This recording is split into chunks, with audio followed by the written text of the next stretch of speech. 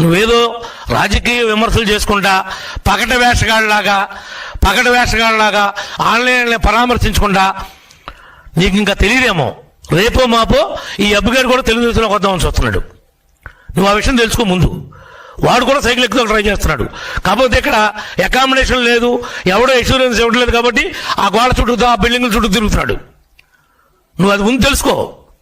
First వాడు ఓట్లు అడిగేటప్పుడే చెప్పాడు, నేను గెలిస్తే తెలుగుదేశంలోకి వస్తా, నాకు ఈసారి వేయండి, నాకు ఇంకోసారి వేయండి అని ఓట్లప్పుడే అడుక్కున్నాడు. ఆ మాట అంటే పెద్ద నిజాయితీ గల వైఎస్ఆర్ పార్టీ నాయకుడు కార్యకర్త అంట, వాడికి సపోర్ట్గా వీడు వచ్చాడంట.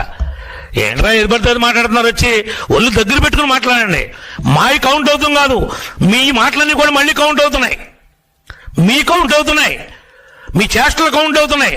రప కన్ను కొట్టాలి, రాత్రిపూట అయిపోయే పని అయిపోవాలి, తెల్లారిపాటికని నువ్వు మాట్లాడినటువంటి పెద్ద మనిషి. నువ్వు అట్లా క్యాబినెట్ మినిస్టర్ చేసావో లేకపోతే పగటి వేషగాళ్ళలాగా ఉన్నోడికి జగన్ మంత్రి ఇచ్చాడో నాకు అర్థం